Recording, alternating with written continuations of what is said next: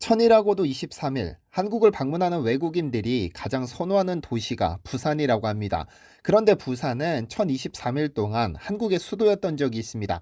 1950년 6월 25일 예고 없는 북한의 남침에 허를 찔린 우리 국군은 얼마 버티지 못하고 국토의 절반을 내주고 남쪽으로 또 남쪽으로 후퇴를 거듭했습니다.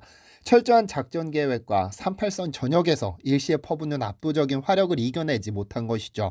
북한군은 계획대로 서울을 점령했고 정부는 서울을 탈출해 대전으로 옮겼다가 대구를 거쳐 마침내 부산까지 밀려내려갔죠.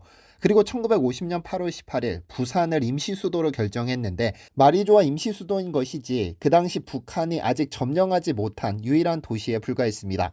부산은 1937년 일제가 대륙 침략의 전초기지로 활용하기 위해 약 40만 명 규모로 계획한 도시였기 때문에 순식간에 늘어난 인구로 부산은 혼란이 가득했습니다. 유엔 참전군, 국군, 피난민까지 몰려들면서 1952년 부산의 인구는 85만 명을 넘어섰고 그중 절반은 피난민이었습니다.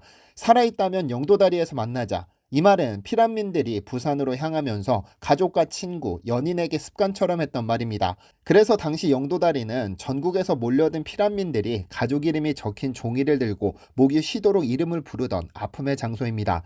그 슬픈 역사를 모두 이겨내고 이제는 대한민국의 제2도시로 성장한 부산에는 유엔 기념공원이 있습니다. 그리고 이곳에는 꼭 한국 땅에 묻히고 싶다던 미국인 장군이 안장되어 있습니다. 그는 어떤 남자였을까요?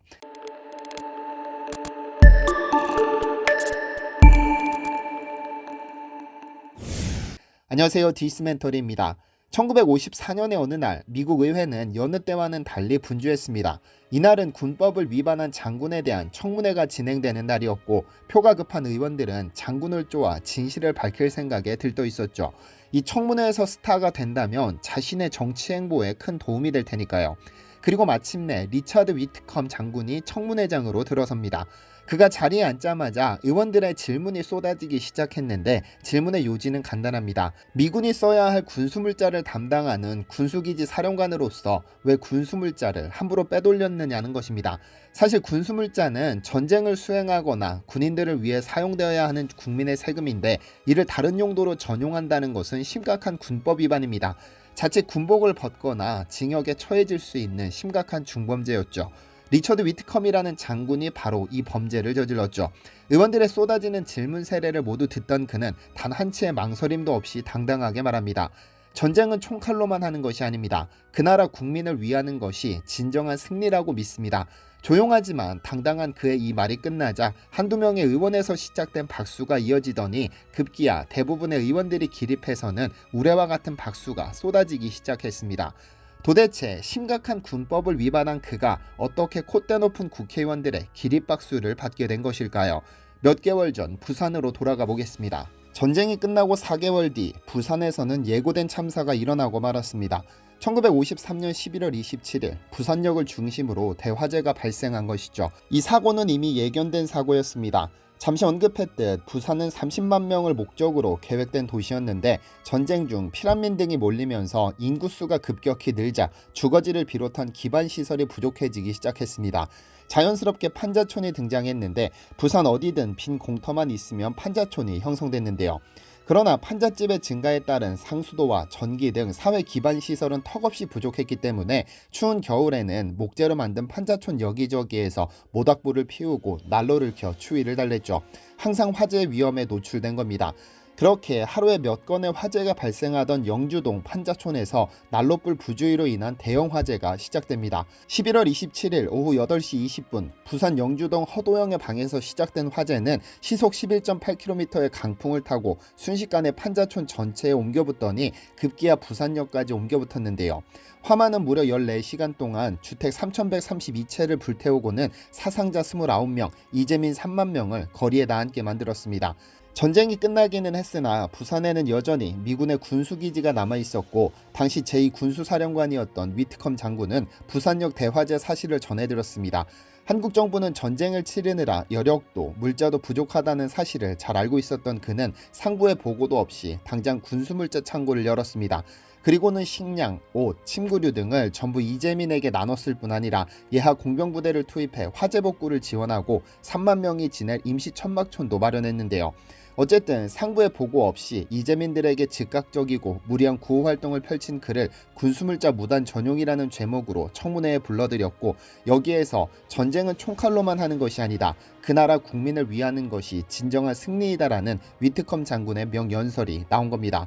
미 의회는 그의 명연설에 감동받아 면죄부를 주고 더 많은 구호품을 지원해 위트컴 장군을 부산으로 돌려보냈습니다.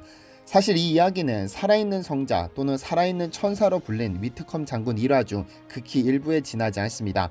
한국인보다 한국을 더 사랑했던 남자로 불렸던 그가 한국, 특히 부산에 남긴 흔적이 적지 않기 때문이죠. 미 의회의 면죄부 덕분에 위트컴 장군은 다시 부산으로 돌아왔고, 그는 1954년 전역했습니다만 그는 미국으로 돌아가지 않았습니다.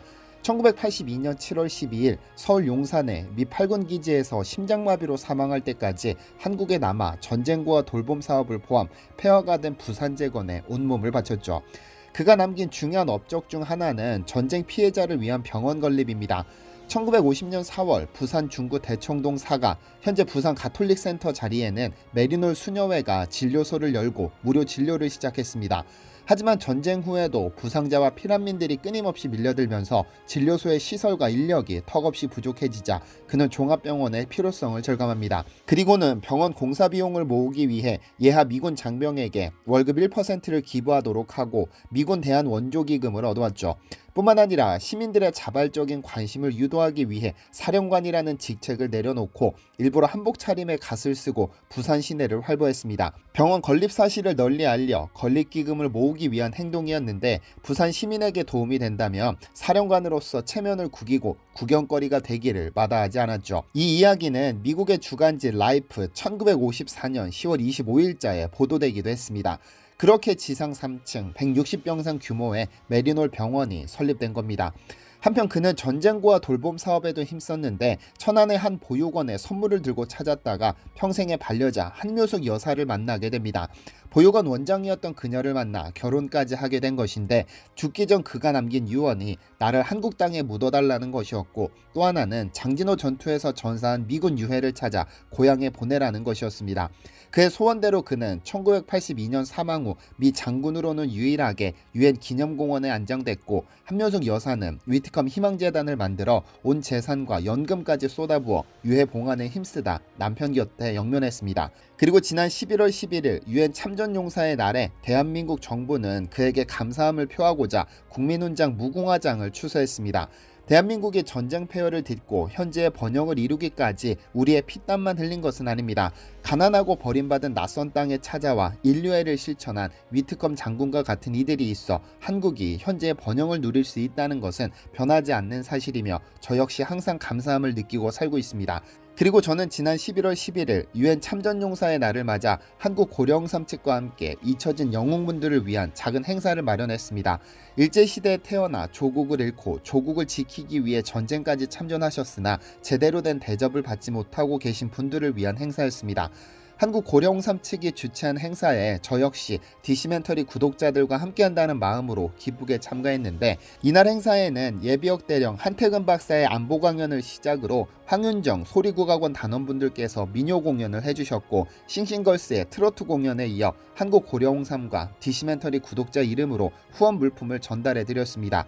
앞으로도 저는 대한민국의 현재를 잊게 해주신 위트컴 장군뿐 아니라 한국을 위해 희생해주신 분들을 잊지 않고 늘 기억하겠습니다. 구독자 여러분들도 함께 해주시겠습니까? 디시멘터리에서는 여러분의 제보를 기다립니다. 제 채널에서 다뤘으면 좋겠는 뉴스 또는 널리 알려졌으면 하는 영상은 디시멘터리 네이버.com으로 보내주시면 소중히 제작하겠습니다.